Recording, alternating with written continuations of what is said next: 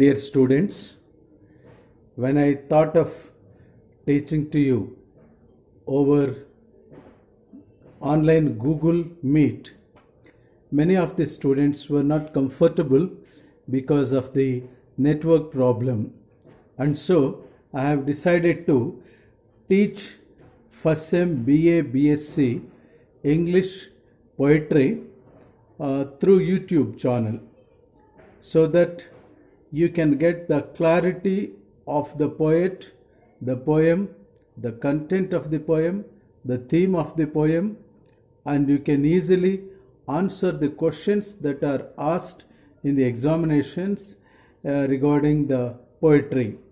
Friends, I have already given you an introductory class to English, General English, and I had also given you a bridge course class, but now I would like to introduce you the poem. First poem in the poetry is The Lamb. You purchase a book, textbook for first sem BA BSc General English. When you go to the bookshop, you just say first sem BA BSc General English textbook. In the textbook, you must ensure that the 5 poems are The Lamb, The Sun Rising, Sonnet 29, Telephone Conversation, Night of the Scorpion. That book is prescribed to you. First poem is The Lamb, written by William Blake. Second poem is The Sun Rising, written by John Donne. Third poem is Sonnet 29, When in Disgrace, written by William Shakespeare. Fourth poem is Telephone Conversation, written by Wole Soyinka. And fifth poem is Night of the Scorpion, written by Nissim Edgecale. All these 5 poems are prescribed to you for the first year BA BSc students. My dear students, I would like to just give you a brief introduction of the poet William Blake. William Blake is not a well-educated poet. He has philosophical sense. He has studied Shakespeare and Milton, and with his biblical knowledge, he studied Bible thoroughly. So on the basis of the biblical knowledge, he has contributed a lot to English literature, and his collection of poems, Songs of Innocence in 1789 and his Songs of Experience in 1794 are the greatest collections. One need not be well educated or graduated to write good poetry. So William Blake's poems are based on English, rich English, and the theme of the poems are based on the biblical themes, the Bible themes. The first poem you have, The Lamb. What is the lamb? ಕನ್ನಡದಲ್ಲಿ ಹೇಳ್ತೀನಿ ಅದರ ಅರ್ಥ. Lamb ಅಂದರೆ ಕುರಿಮರಿ ಅಂತ ಅರ್ಥ. ಕುರಿಮರಿ ಅನ್ನೋ ಪದ್ಯದಲ್ಲಿ ವಿಲಿಯಂ ಬ್ಲೇಕ್ ನಮಗೆ ಏನನ್ನ ಹೇಳ್ಬೋದು, ಯಾವ ರೀತಿಯಲ್ಲಿ ಈ ಪೊಯಮ್ ಮುಂದಕ್ಕೆ ಸಾಗುತ್ತೆ. So this poem proceeds in a conversational style. ಇದು ಒಂದು ಸಂಭಾಷಣೆ ರೀತಿಯಲ್ಲಿ ಮುಂದುವರಿತಕ್ಕಂಥ ಒಂದು ಪದ್ಯ. ಒಂದು ಪುಟ್ಟ ಮಗು, A small child as the lamb, ಒಂದು ಪುಟ್ಟ ಕುರಿಮರಿಯನ್ನು ಕೇಳ್ತಾ ಕೆಲವು ಪ್ರಶ್ನೆಗಳನ್ನು ಕೇಳ್ತಾ ಪದ್ಯ ಪ್ರಾರಂಭ ಆಗುತ್ತೆ. ಪ್ರಶ್ನೆಗಳಿಗೆ ಪ್ರತ್ಯುತ್ತರವನ್ನು ಆ ಪುಟ್ಟ ಮಗುನೇ ಆನ್ಸರ್ ಕೊಡ್ತಾ ಇದೊಂದು ಕಾನ್ವರ್ಸೇಷನಲ್ ವೇನಲ್ಲಿ ಬರ್ತಕ್ಕಂಥ ಒಂದು ಪದ್ಯ. ಒಂದು ಅಮೂಲ್ಯವಾದಂಥ ಒಂದು ಆಧ್ಯಾತ್ಮಿಕ ಸತ್ಯ ನಮಗೆ ವಿಲಿಯಂ ಬ್ಲೇಕ್ ಈ ಪೊಯಮ್ ಮೂಲಕ ಹೇಳ್ತಾರೆ. ಆ ಲೈನ್ಸನ್ನು ನಾನು ಓದ್ತೀನಿ. ನಿಮ್ಮ ಹತ್ರ ಟೆಕ್ಸ್ಟ್ ಬುಕ್ ಇದ್ದರೆ ನೀವು ಆ ಲೈನ್ಸ್ ಮುಂದ್ಗಡೆ ಇಟ್ಕೊಂಡಿರಿ. Every line you have to understand. ಪ್ರತಿಯೊಂದು ಸಾಲನ್ನು ನೀವು ಅರ್ಥ ಮಾಡ್ಕೊಳ್ಳಿ. ಆ ಪ್ರತಿಯೊಂದು ಪದದ ಅರ್ಥವನ್ನು ಕೂಡ ನೀವು ಅರ್ಥ ಮಾಡ್ಕೊಳ್ತಕ್ಕಂಥ ಒಂದು ಪ್ರಯತ್ನವನ್ನು ಮಾಡಬೇಕು. ಈಗ ನಾವಿಲ್ಲಿ ನೋಡುವಾಗ Little lamb, who made thee? There are some poetic words. The, thee means you antartha, ninanu. Little lamb, a small child asked this question. Little lamb, ಓ ಸಣ್ಣ ಕುರಿಮರಿ, ಯಾರು ನಿನ್ನನ್ನು ಉಂಟು ಮಾಡಿದ್ದು, ಯಾರು ನಿನ್ನನ್ನು ರೂಪಿಸಿದ್ದು, ಯಾರು ನಿನ್ನನ್ನು ಸೃಷ್ಟಿಸಿದ್ದು? ಡಸ್ಟ್, DOST, ಡಸ್ಟ್ ಅಂದರೆ ಅದು ಧೂಳು ಅಂತ, DUST ಡಸ್ಟ್ ಅಂತ ಅಪಾರ್ಥ ಮಾಡ್ಕೋಬೇಡಿ. ಡಸ್ಟ್ ಅಂದರೆ ಇಲ್ಲಿ ಡಸ್ ಅನ್ನೋ ಅರ್ಥನೂ ಬರುತ್ತೆ, ಡೂ ಅನ್ನೋ ಅರ್ಥನೂ ಬರುತ್ತೆ. ಡಸ್ಟ್ ದೌ ಅಂದರೆ ಡೂ ಯು. ಪೊಯಿಟಿಕ್ ವರ್ಡ್ಸ್ ಇವು. ಅರ್ಥ ಆಗಲಿಲ್ಲ ಅಂದರೆ ಪೊಯಮ್ ಅರ್ಥ ಆಗಲ್ಲ. ಅದಕ್ಕೋಸ್ಕರವಾಗಿ ನಾನು ಕ್ಲೀನಾಗಿ ಆ ಒಂದೊಂದು ಪದದ ಅರ್ಥವನ್ನು ಕೂಡ ಹೇಳ್ತಾ ಆ ಕಂಟೆಂಟ್, ಅದರ ಸಾರಾಂಶ, ಅದರ ಮುಖ್ಯಾಂಶ ನಿಮ್ಮ ಮುಂದೆ ನಾನು ಹೇಳುವ ಪ್ರಯತ್ನವನ್ನು ಮಾಡ್ತಾಯಿದ್ದೀನಿ. Do you know who made thee? ನಿನ್ನನ್ನು ಮಾಡಿದವರು ಯಾರು ನಿನಗೆ ಗೊತ್ತುಂಟಾ? ಯಾರನ್ನ ನಮ್ಗೆ ಕೇಳ್ತಾರೆ, who is your father? We just say our father name. Who is your mother? We say, my mother name is Srimati so and so. Here, the child asks the little lamb, who made thee, gave thee life, and feed, ಜೀವ ಮತ್ತು ಆಹಾರ ಕೊಟ್ಟದವರು ಯಾರು ನಿನಗೆ ಗೊತ್ತಾ ಕುರಿಮರಿ? Gave thee life and ಬಿಡ್. ಬಿಡ್ here means provide, ನೀಡುವುದು. The food by the stream and over mid. Mid means Meadows, green Meadows, ಹುಲ್ಲುಗಾವಲು. ಸ್ಟ್ರೀಮ್, ಕಣಿವೆ, ನೀರು, ನೀರಿನ ಪ್ರವಾಹ, ಒಂದು ನದಿಯ ಪ್ರವಾಹ. By the stream and over the mead. Gave thee clothing of delight. Such a wonderful clothing God has given to the sheep. Such a wonderful, colorful clothing God has given to dogs and cats. ಅವಕ್ಕೆ ಯಾರೂ ಸ್ನಾನ ಮಾಡಿಸಲ್ಲ, ಆದರೂ ಅವುಗಳ ಚರ್ಮ, ಬಣ್ಣ ಶಾಶ್ವತವಾಗಿ ಎಷ್ಟು ಚೆನ್ನಾಗಿ ಕಾಣ್ತವೆ. ಜಿಂಕೆ ಎಷ್ಟು ಚೆನ್ನಾಗಿ ಕಾಣುತ್ತೆ, ಕುರಿಮರಿ ಎಷ್ಟು ಚೆನ್ನಾಗಿ ಬೆಳ್ಳಗಿರುತ್ತೆ, ಧೂಳಲ್ಲಿದ್ದರೂ ಕೂಡ. ಆ ಸೌಂದರ್ಯ, ಅದು God has given that beauty. Gave the clothing of delight, softest clothing, woolly bright, woollen bright, bright ವುಲನ್ನಿಂದ ಎಷ್ಟು ಮೃದುವಾದ ಸಾಫ್ಟ್ ಆಗಿರುವ ಕ್ಲಾತ್ ನಿನಗಿದೆ. Gave the such a tender voice, ನಿನಗೆ ಆ ಮೃದುವಾದ ಸ್ವರ. Making all the vales rejoice. Vales means valleys, ಕಣಿವೆ. ಒಂದು ಕಣಿವೆ, ಆ ಸುಂದರವಾದಂಥ ಒಂದು ಕಣಿವೆಯಲ್ಲಿ ಆ ಕುರಿಮರಿಯ ಸ್ವರ ಪ್ರತಿಧ್ವನಿಸ್ತಾ ಇರ್ತದೆ, ಪ್ರತಿಧ್ವನಿ. It is a sort of resounding, ಒಂದು ಪ್ರತಿಧ್ವನಿಸುವಂಥ ಆ ಪ್ರತಿಧ್ವನಿ ಕಾಣುವುದು. Rejoice, little lamb, who made thee? Again she asked the question, the child asked the question to the lamb. Little lamb, who made thee? Dust, dust means do. Thou means you. Do you know who made thee? Again repeated, 2 times repeated.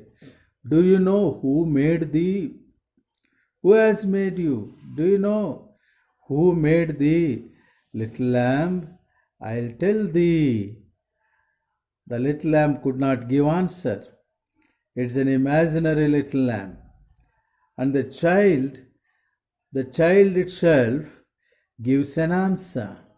Little lamb, I'll tell you the answer. I'll tell thee. Little lamb, I tell thee. Poetic way, this couplet, these 2 lines, it repeats the significance of the answer that the child has to give to the little lamb. He is called by thy name. H is in caps. He here means God, Lord, the Creator God. He is called by thy. Thy means poetic word. Thy means your. ಅವರು, ಆ ದೇವರು, your means ನಿನ್ನ ಹೆಸರಿನಿಂದ. For he calls himself a lamb, L capital letter ಇದೆ. For he himself calls a lamb. This has to be understood with a biblical connotation. This has to be understood as per the Bible, in Bible commentary, Bible ವ್ಯಾಖ್ಯಾನದ ಪ್ರಕಾರ, Bible ಸೈದ್ಧಾಂತಿಕ ಹಿನ್ನೆಲೆಯಲ್ಲಿ ಈ ಲೈನ್ಗಳನ್ನು ಅರ್ಥ ಮಾಡ್ಕೊಳ್ಬೇಕು. Common general ಆಗಿ ಅರ್ಥ ಮಾಡ್ಕೊಳ್ಳೋ ಹಾಗೆ ಅರ್ಥ ಮಾಡಿಕೊಂಡ್ರೆ ಇದರ ಮೀನಿಂಗ್ ನಮಗೆ ಸಿಗಲ್ಲ. ಯಾರು ತನ್ನನ್ನು ತಾನೇ ಕುರಿಮರಿಯನ್ನಾಗಿ ಕರೆಸಿಕೊಂಡದ್ದು ಅಂತ ಹೇಳಿದರೆ, that is called the book of the holy book. ಬೈಬಲ್ನಲ್ಲಿ 2 ಟೆಸ್ಟಮೆಂಟ್ಸ್ ಇದೆ, old testament and new testament ಅಂತ. ನ್ಯೂ ಟೆಸ್ಟಮೆಂಟಲ್ಲಿ ಡಿಸೈಪಲ್ ಜಾನ್, ಯೋಹಾನ ಅನ್ನೋನು ಬರಿತಾನೆ. ಆತ ಬರೆದಿರುವಾಗ, ಇಗೋ ದೇವರ ಕುರಿಮರಿ, he is the lamb of God. So that means the creator God, he himself comes in the form of a man and he calls him as a lamb. The lamb has to be crucified on the cross. The lamb has to be crucified on the cross, and therefore he is the creator God. The creator God has called himself as the lamb, and just as Lord Jesus Christ, he was killed, he was crucified on the cross. It is again based on the Bible. ಯೇಸು ಕ್ರಿಸ್ತನನ್ನು ಯಜ್ಞದ ಕುರಿ ಅಂತ ಕರೀತಾರೆ. ಕ್ರೈಸ್ತ ಒಂದು ಸೈದ್ಧಾಂತಿಕ ಹಿನ್ನೆಲೆಯಲ್ಲಿ ಮಾನವರ ಪಾಪ ಪರಿಹಾರಕ್ಕಾಗಿ ಯೇಸು ಕ್ರಿಸ್ತ ಕುರಿಮರಿ ಹಾಗೆ ಶಿಲುಬೆಯಲ್ಲಿ ಮರಣ ಹೊಂದಿ ಪುನಃ ಆತ he comes back to life. 3ನೇ ದಿನ he comes out of the grave. ಅದನ್ನು ಪ್ರಸ್ತಾಪ ಮಾಡುತ್ತಾ ವಿಲಿಯಂ ಬ್ಲೇಕ್ ಇಲ್ಲಿ ಹೇಳೋದು, for he calls himself a lamb, he is meek. Meek means humble, ದೀನತ್ವ. and he is mild ಅಂದರೆ ತುಂಬ ದೀನತ್ವ ಇರತಕ್ಕಂಥ ವ್ಯಕ್ತಿ. he is meek and he is mild. He became a little child and he has become a small child, little child. I a child and thou a lamb. I am a child and you are a lamb. We are called by his name. Jesus Christ has come as an infant and in the form of man. The creator God has become the liberator God. ಸೃಷ್ಟಿಕರ್ತನಾದ ದೇವರು ವಿಮೋಚನಕರ್ತನಾಗಿ ಯೇಸು ಕ್ರಿಸ್ತನಾಗಿ ಎಲ್ಲ ಮಾನವರ ಪಾಪ ಪರಿಹಾರಕ್ಕಾಗಿ he died on the cross. ಶಿಲುಬೆಯಲ್ಲಿ ಸತ್ತು ಮತ್ತು 3ನೇ ದಿನ ಮೃತ್ಯುಂಜಯನಾಗಿ ಎದ್ದು ಬಂದಿರತಕ್ಕಂಥದ್ದು ನ್ಯೂ ಟೆಸ್ಟಿಮೆಂಟಲ್ಲಿ ಇರ್ತಕ್ಕಂಥ ಒಂದು ಟ್ರೂತ್. ವಿಲಿಯಂ ಬ್ಲೇಕ್ ಬೈಬಲ್ ಜ್ಞಾನ ಹೊಂದಿರುವ ವ್ಯಕ್ತಿ. ಇಲ್ಲಿ ಲ್ಯಾಂಬ್ ಅಂದರೆ ಅರ್ಥ, it is not just a lamb, it is Jesus Christ, the Lord Jesus Christ. ನಿಮಗೆ ಎಕ್ಸಾಮಿನೇಷನಲ್ಲಿ ಕ್ವಶನ್ ಕೇಳ್ತಾರೆ, who is the lamb referred in the poem ಅಂದಾಗ ನೀವು ಜೀಸಸ್ ಕ್ರೈಸ್ಟ್ ಅಂತ ಆನ್ಸರ್ ಮಾಡಿದರೆ you will get 2 marks or 1 mark. He became a little child, I a child and thou a lamb. We are called by his name. Little lamb, God bless thee. Oh, ಪುಟ್ಟ ಕುರಿಮರಿಯೇ, ದೇವರು ನಿನಗೆ ಆಶೀರ್ವಾದ ಮಾಡಲಿ. We are called by his name. So that is the great happiness for the child. The lamb is called as Jesus Christ God and the child is called as little child. So God has come in the form of a man and to sacrifice himself for the sins of the people on the earth. So this Christian based, biblical based poem written by William Blake, The Lamb, gives us the clear picture of the divinity of Lord Jesus Christ. I hope you understood the poem. ನೀವು ಈ ಪೊಯಮನ್ನು ಅರ್ಥ ಮಾಡ್ಕೊಂಡಿದ್ದೀರಿ ಅಂತ ನಾನು ಭಾವಿಸ್ತೇನೆ. ಈ poem ಎಕ್ಸಾಮಿನೇಷನಲ್ಲಿ ನಿಮಗೆ 10 ಮಾರ್ಕ್ಸ್ಗೆ 5 ಮಾರ್ಕ್ಸ್ಗೆ ಕ್ವಶನ್ಸ್ನು 1 mark questions ಕೇಳ್ತಾರೆ, ಅವನು ನಾನು ನಿಮಗೆ ಕೊಡ್ತೀನಿ. 10 ಮಾರ್ಕ್ಸ್ಗೆ ಇದನ್ನು ಕೇಳ್ತಾರೆ ಅಥವಾ 5 ಮಾರ್ಕ್ಸ್ಗೂ ಕೇಳ್ತಾರೆ. ಇದರ ಸಮ್ಮರಿ, ಇದರ ನೋಟ್ಸ್ ನಾನು ನಿಮಗೆ ನಿಮ್ಮ ಗ್ರೂಪುಗಳಿಗೆ ವಾಟ್ಸಪ್ ಮೂಲಕ ನಾನು ತಲುಪಿಸ್ತೀನಿ. ಒಂದು ಪೊಯಮ್ ಕಂಪ್ಲೀಟ್ ಆದ ಕೂಡಲೇ ಅದರ ನೋಟ್ಸನ್ನು ಕೂಡ ನಾನು ನಿಮಗೆ ಕಳಿಸ್ತೀನಿ. ಸೊ ದಟ್ ನೀವು ಅದನ್ನು ಅರ್ಥ ಮಾಡಿಕೊಂಡಾಗ ನೀವು ಆ ಪೊಯಮ್ ನಿಮ್ಮ ಮುಂದೆ ಇಟ್ಕೊಂಡಾಗ ಇನ್ನೊಂದು ಸಾರಿ ನಾನು ಆ ಪೊಯಮನ್ನು ಎಕ್ಸ್ಪ್ಲೈನ್ ಮಾಡ್ತೀನಿ. So this poem the lamb written by William ಬ್ಲೇಕ್ರವರಿಂದ ಬರೆಯಲ್ಪಟ್ಟಂತಹ ಲಿಟಲ್ ಲ್ಯಾಂಬಲ್ಲಿ ಅದರ ಒಂದು ಮಧುರವಾದ ಸ್ವರ, ಅದಕ್ಕಿರುವಂಥ ಉಡುಪು, ಅದಕ್ಕಿರುವಂಥ ಆಹಾರ, ಕೊಟ್ಟವರು ಯಾರು, ಒಂದು ಪುಟ್ಟ ಮಗು ಕುರಿಮರಿಯನ್ನು ಕೇಳುತ್ತೆ. ಕನ್ನಡದಲ್ಲಿ ಹೇಳ್ತಾ ಇದ್ದೀನಿ ಸಾರಾಂಶ. ಆ ಕುರಿಮರಿಯ ಪ್ರತ್ಯುತ್ತರ ನಮಗೆ ಈ ಪದ್ಯದಲ್ಲಿ ಗೊತ್ತಾಗಲ್ಲ, ಆದರೆ ಆ ಮಗು ತಾನೇ ಪ್ರತ್ಯುತ್ತರ ಕೊಡುತ್ತೆ. ಆ ಕುರಿಮರಿ ಯಾರಂದರೆ, ಆ ಕುರಿಮರಿ ನಿನ್ನ ಹಾಗೆ ಈ ಲೋಕಕ್ಕೆ ಕುರಿಮರಿಯಾಗಿ ಬಂದಿರುವ ದೇವರ ಯಜ್ಞದ ಕುರಿ, ಸ್ಯಾಕ್ರಿಫಿಷಿಯಲ್ ಲ್ಯಾಂಬ್. ಹಾಗೆ ಪುಟ್ಟ ಕುರಿಮರಿ, ನನ್ನ ಹಾಗೆ ನಿನ್ನ ಹಾಗೆ ದೇವರು ಮಾನವ ಅವತಾರದಲ್ಲಿ ಬಂದು ಎಲ್ಲರ ಮಾನವರ ಪಾಪ ಪರಿಹಾರಕ್ಕಾಗಿ ಶಿಲುಬೆಯಲ್ಲಿ ಮರಣ ಹೊಂದಿ, ಅವರು ದೇವರಾಗಿರೋದ್ರಿಂದ ಮರಣ ಮುಚ್ಚಿಡೋಕ್ಕಾಗೋದಿಲ್ಲ. 3ನೇ ದಿನ ಸಮಾಧಿ ಕಲ್ಲು ಹೊಡೆದೋಯ್ತು, ಅವರು ಎದ್ದು ಎಲ್ಲರೂ ಕಾಣಿಸ್ಕೊಳ್ಳೋ ಹಾಗೆ ಆಕಾಶಕ್ಕೆ ಹೋದರು ಅಂತಕ್ಕಂಥ ಒಂದು ಸಿದ್ಧಾಂತ ಬೈಬಲಲ್ಲಿ ಏನಿದೆ ಅದನ್ನು ವಿಲಿಯಂ ಬ್ಲೇಕ್ ನಮಗೆ ಲ್ಯಾಂಬನ್ನು ಪೊಯಮ್ ಮೂಲಕ ಕಮ್ಯುನಿಕೇಟ್ ಮಾಡ್ತಾರೆ. I hope you understood this poem. If you have any questions, if you have any doubts, if you want to have any meaning, you refer to dictionary. In case if you don't find that meaning is suitable to the context, you ask me. In the next class I will also clarify your doubt. I hope you followed the first poem, The Lamb, and the notes will be posted to your respective groups. ಸೈನ್ಸ್ನವ್ರಿಗೆ, ಆರ್ಟ್ಸ್ನವ್ರಿಗೆ ಎಲ್ಲರಿಗೂ ಕೂಡ ಇದರ ಒಂದು ಕಂಟೆಂಟನ್ನು ನಾನು ತಲುಪಿಸ್ತಕ್ಕಂಥ ಒಂದು ಪ್ರಯತ್ನ ಮಾಡ್ತೀನಿ. Because this poem, William Blake, written by this poem, The Lamb, written by William Blake, is very important for the examination point of view, and this will really give you a clarity.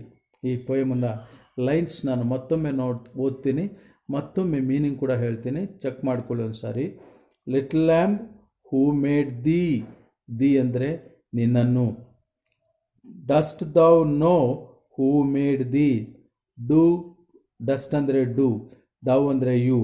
Do you know who made thee means ನಿನ್ನನ್ನು. Gave thee life, ನಿನಗೆ ಜೀವ ಕೊಟ್ಟಿದ್ದು. And ಬಿಡ್ the feed, ನಿನಗೆ ಆಹಾರ ನೀಡಿದ್ದು. By the stream and over the mid, ಅಲ್ಲಿ ಒಂದು ಪ್ರವಾಹ ನದಿ ಮತ್ತು ಹುಲ್ಲುಗಾವಲಲ್ಲಿ ಹುಲ್ಲು. ಗೇವ್ ದಿ ಕ್ಲೋತಿಂಗ್, ನಿನಗೆ ಉಡುಪನ್ನು ಕೊಟ್ಟಿದ್ದು. ಡಿಲೈಟ್ಫುಲ್ ಕ್ಲೋತ್, ಮತ್ತು ನಿನಗೆ soft clothing woolly bright. Gave the such a tender voice, ಮೃದುವಾದ ಸ್ವರವನ್ನು ಕೊಟ್ಟಿದ್ದು. Making all the vales rejoice, ಆ ಎಲ್ಲ ಕಣಿವೆಗಳು ಪ್ರತಿಧ್ವನಿಸುವ ಹಾಗೆ. Little lamb who made thee, ಪುಟ್ಟ ಕುರಿಮರಿಯ ನಿನ್ನನ್ನು ಮಾಡಿದವರು ಯಾರು. Do you know, dost thou means do you know who made thee. Little lamb I will tell thee, little lamb I will tell thee, ಪುಟ್ಟ ಕುರಿಮರಿಯ ನಾನು ಹೇಳುವೆ, ಪುಟ್ಟ ಕುರಿಮರಿಯ ನಾನು ಹೇಳುವೆ. He is called by thy name, ಆತ ನಿನ್ನ ಹೆಸರಿನಲ್ಲೇ ಕರೆಯಲ್ಪಟ್ಟವನು. ಅವ್ರು ಯಾರು ಅಂದರೆ ಕುರಿಮರಿ ಅಂತ ಕರೆಯಲ್ಪಟ್ಟಂಥ Jesus Christ. For he calls himself lamb, he is meek and he is mild. He became a little child, I a child and thou a lamb. We are called by his name. Little lamb, God bless thee. Little lamb, God bless thee. So this is the beautiful poem. God bless you also, and I hope you can understand this poem. Thank you.